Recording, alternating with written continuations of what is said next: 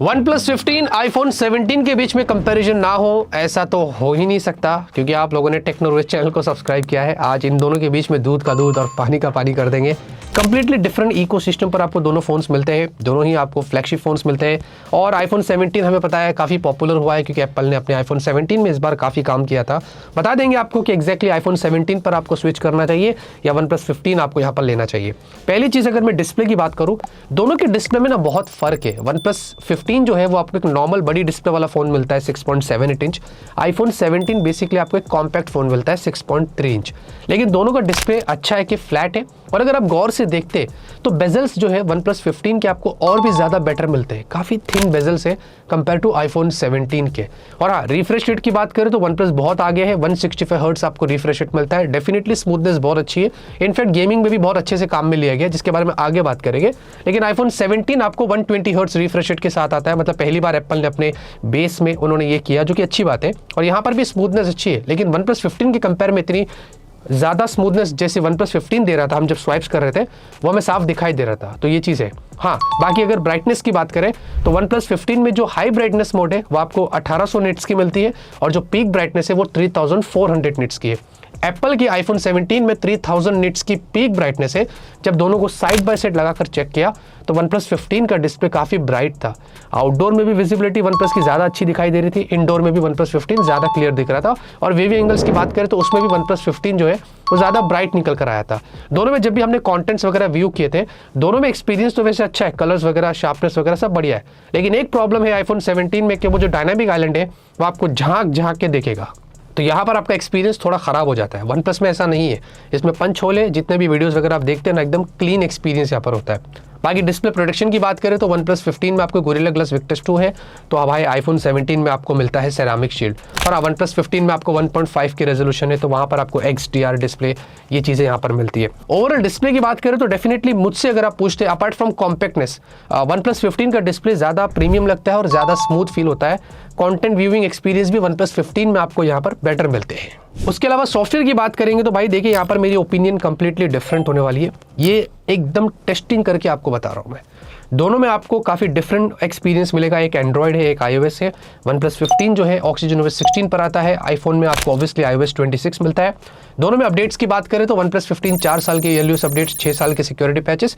iPhone 17 वैसे Apple generally बताता नहीं, लेकिन हमें पता है कि उसमें आपको काफ़ी लॉन्गर अपडेट्स मिलते हैं।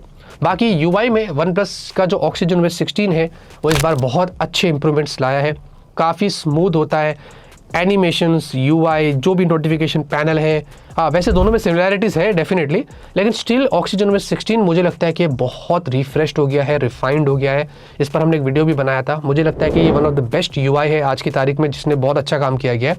iOS 26 up to the mark नहीं है, बहुत सारे बग्स और इश्यूज यहाँ पर निकल कर आए थे, मैंने बहुत बार क्रिटिसाइज़ किया। यानी कि फर्स्ट टाइम ऐसा होगा कि मैं एंड्रॉयड UI को iOS के ऊपर रख रहा हूँ। और मैंने इसके बारे में ट्वीट भी किया था, रैंकिंग भी किया था, जिसमें मैंने ऑक्सीजनOS 16 को ऊपर रखा था और iOS 26 को नीचे रखा था। क्योंकि जो मज़ा मुझे अब ऑक्सीजनOS 16 या दूसरे UIs में मिल रहा है एंड्रॉयड में, वो अब iOS में नहीं है, क्योंकि इतने बग्स है, बैटरी ड्रेन के इश्यूज़ है वगैरह वगैरह। एप्पल बार बार फिक्सेस ला रहा है और वो करता ही जा रहा है। तो एक चीज़ मुझे यहाँ पर देखने को मिली है। बाकी कॉल रिकॉर्डिंग के लिए भाई देखिए, दोनों में आपको सपोर्ट दिया गया है, लेकिन प्रॉब्लम ये है कि जब iPhone 17 में आप कॉल रिकॉर्डिंग करने जाते हैं तो वो सीधा सीधा बता देती है this call will be recorded, सामने वाले बंदे को पता चल जाता है। ऑक्सीजनOS 16 में ऐसा नहीं है, सीक्रेटली अगर आपको करना है तो आप वो कर सकते हैं। बाकी उसके अलावा AI फीचर्स की बात करें तो एप्पल इंटेलिजेंस मेरे पल्ले नहीं पड़ता है, बहुत इश्यूज़ है। जबकि ऑक्सीजनOS 16 में इस बार बहुत सारे AI फीचर्स उन्होंने ऐड किए हैं। डेडिकेटेड AI हब मिलता है, तो पूरा AI का मज़ा आप यहाँ पर ले सकते हैं। तो भाई डेफिनेटली अगर मुझसे आप पूछते हैं तो हाँ, ऑक्सीजनOS 16 में बेटर एक्सपीरियंस मिलता है कंपेयर टू iOS 26 के। बैटरी कैपेसिटी भी आपको बता देते तो भाई देखिए, दोनों में ना ऑलमोस्ट हाफ का डिफरेंस है। यानी कि OnePlus 15 में 7300 mAh की बैटरी है, iPhone 17 में 3692 mAh की बैटरी है। लेकिन इसका मतलब ये नहीं है कि ऑलमोस्ट हाफ है तो एप्पल वाला बहुत पुअर है, नहीं। हमें पता है आईफोन्स में जो बैटरी का ऑप्टिमाइजेशन होता है वो बहुत अच्छा होता है। अब OnePlus 15 में वैसे चार्जिंग के लिए 120 वॉट आपको एडेप्टर है जो बॉक्स में मिल जाता है वायर्ड, और उसके अलावा आपको 50 वॉट का वायरलेस चार्जिंग भी मिलता है। iPhone 17 में आपको एडेप्टर बॉक्स में नहीं मिलेगा, उसमें अप टू 40 वॉट की चार्जिंग का सपोर्ट है जो अलग से खरीदना पड़ेगा और बहुत इश्यूज होते हैं, उसमें मिलता भी नहीं कभी कभी। और 25 वॉट का आपको वायरलेस चार्जिंग दिया गया है। वैसे चार्जिंग की बात करें तो भाई देखिए वन प्लस जो है आधे घंटे में लगभग 50% चार्ज होता है और 1 घंटे के आसपास फुल चार्ज हो जाता है।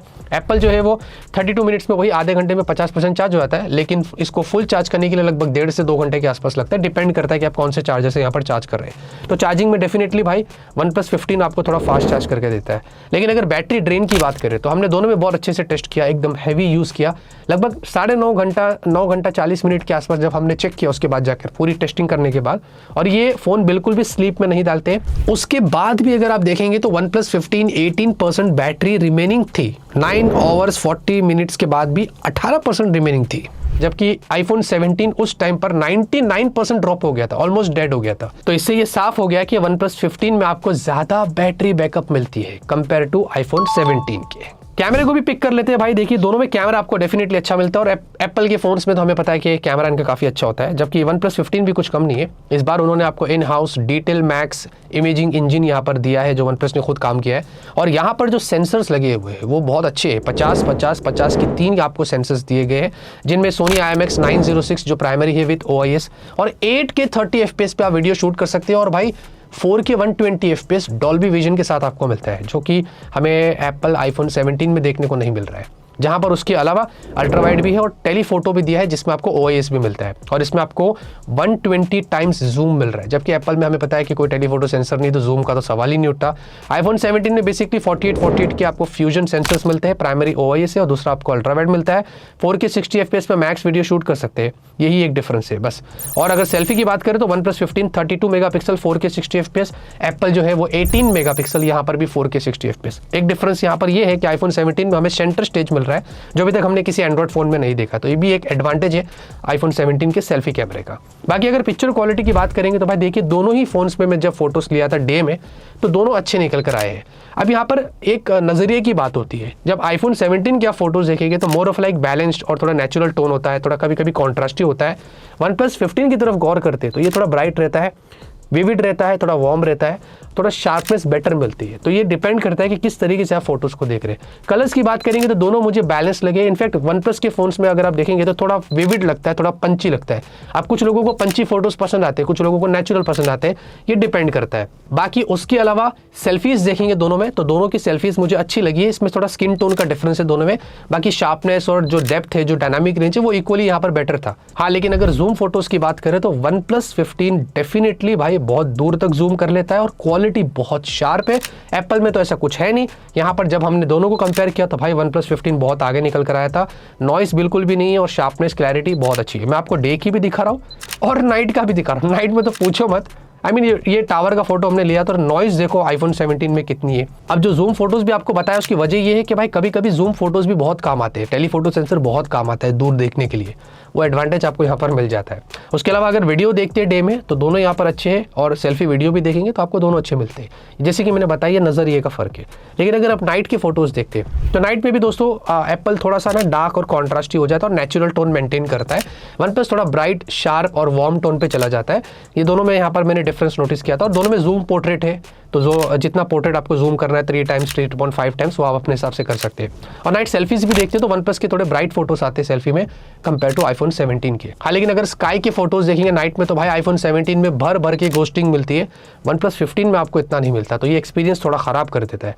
उसके अलावा वीडियो देखेंगे तो नाइट में रियर वीडियो दोनों के अच्छे हैं, बट यहाँ पर आप देखेंगे गौर से आईफोन 17 में वीडियो में थोड़ी घोस्टिंग है।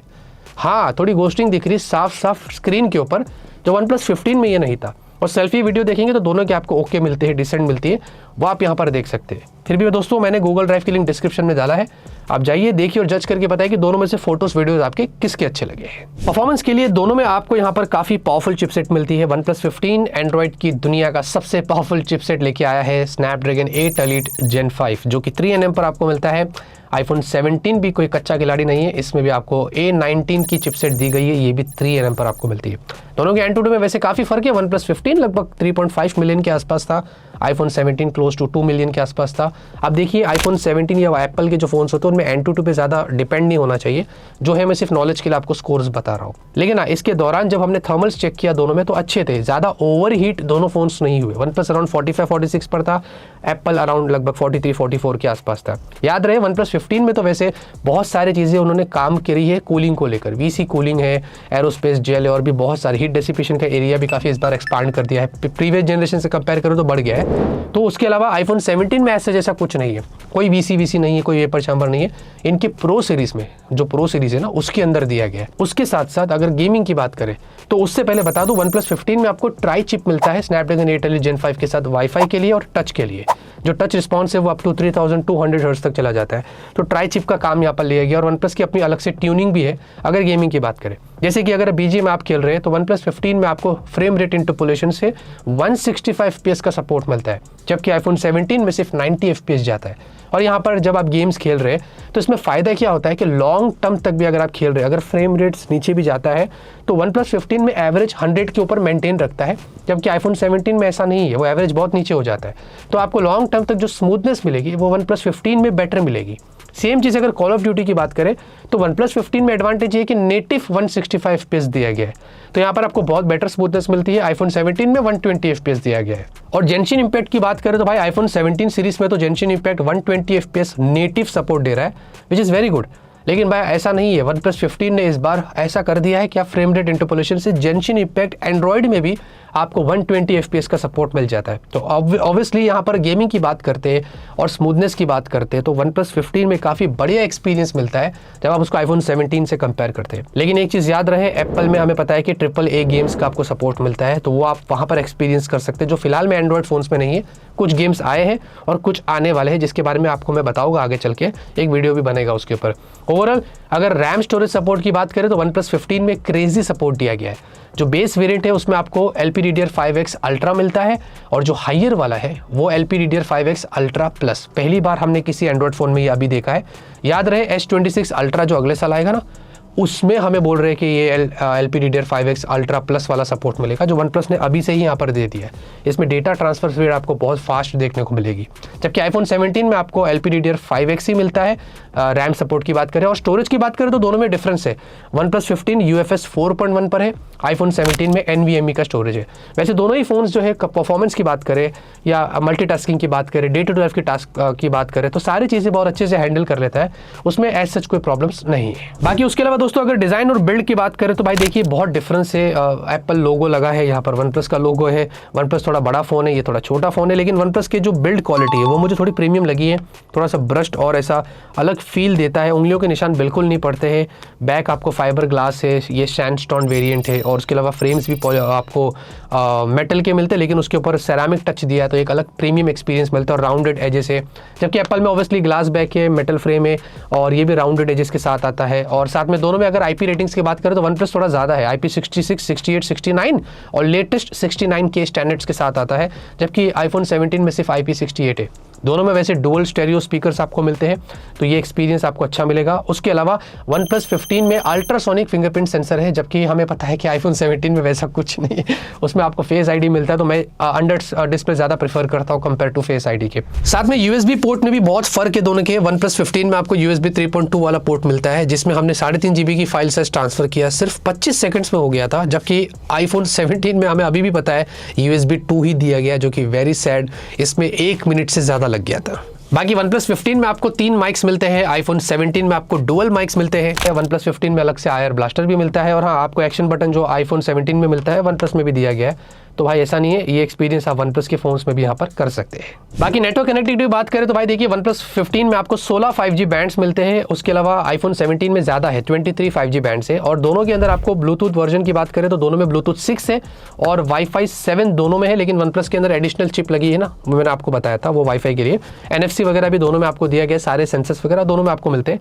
लेकिन यहाँ पर अगर हम नेटवर्क टेस्ट की बात करें, ये डिपेंड करता है लोकेशन टू लोकेशन, सिर्फ आपके नॉलेज के लिए बता रहा हूँ। हमने यहाँ पर एक बैड नेटवर्क एनवायरमेंट में गए थे तो भाई यहाँ पर वन प्लस बहुत अच्छे स्पीड्स लेके आया था 69 तक, जबकि आईफोन 17 सिर्फ 30 पर था। और अगर गुड एनवायरमेंट की बात करें तो वन प्लस 15 जो है वो 240 पर चला गया था, आईफोन 17 180 पर था। तो हाँ, नेटवर्क के लिए भी डेफिनेटली मुझे लगता है कि वन प्लस काम अच्छा कर रहा है। फिलहाल के लिए हमारी टेस्टिंग में। तो जाते रहते दोस्तों, अगर मैं आपको अपनी ओपिनियन दूं तो भाई देखिए, OnePlus 15 12,256 72,999 से स्टार्ट होता है, और 16 512 वाला जो है वो 80,000 पर मिलता है। iPhone 17 जो है 256 वाला वो 83,000 पर मिलता है, और उसके अलावा जो उसका हायर वेरिएंट है 512 वो तो भाई 1 लाख तक चला जाता है। यानी कि OnePlus 15 का अगर आप हायर वेरिएंट देखते हैं 512 GB वाला, वो भी iPhone 17 के बेस से आपको कम में मिल रहा है, 80,000 में मिल रहा है। तो मेरे हिसाब से OnePlus 15 ना आपको ज़्यादा वैल्यू देता है। डिस्प्ले आपको एक्सपीरियंस बेटर मिल रहा है, परफॉर्मेंस भी कुछ कम नहीं है आपको। उसके अलावा कैमरा काफ़ी क्लोज था, मैंने बता दिया। उसके अलावा ऑक्सीजन OS 16 बहुत इंप्रूव हो गया है, बैटरी काफ़ी बेटर मिलती है, तो काफ़ी ज़्यादा वैल्यू लेके आता है। और ये जो भी है फैक्ट मैंने आपको साफ अलग अलग कैटेगरीज में टेस्ट करके बता दिया, जो आप यहाँ पर देख सकते हैं। इसका मतलब ये नहीं है कि iPhone 17 अच्छा नहीं है। मेरे हिसाब से एप्पल ने बहुत अच्छा काम किया इस बार कि उन्होंने अपने बेस वेरिएंट में वो सारे फीचर्स दे दिया जो अक्सर हम उनके प्रो वाले वर्जन में देखते हैं। तो iPhone 17 ने भी यहाँ पर बहुत अच्छा काम किया, जो चीज़ें आपको यहाँ पर भी मिलती है वो काफ़ी अप्रिशिएटिंग है। तो मेरे हिसाब से अगर आप मुझसे पूछते हैं कि दोनों में से फ़ोन कौन सा बेटर है, तो मेरे हिसाब से आप 10,000 बचाकर या 3-4 हज़ार बचाकर अगर 16 GB वाला वर्जन भी ले लेते 80,000 पे, तो OnePlus 15 आपको ज़्यादा वैल्यू देता है कंपेयर टू iPhone 17 के, जो मैंने आपको यहाँ पर इस वीडियो में क्लियर करके बता दिया। इतना ही दोस्तों, इस वीडियो के अंदर ऐसे कंपैरिजन वीडियोस आपको मिलते रहेंगे फेयर और ऑनेस्ट तरीके से। लाइक, शेयर, सपोर्ट, सब्सक्राइब करिए। तब तक के लिए ऑलवेज कीप स्माइलिंग।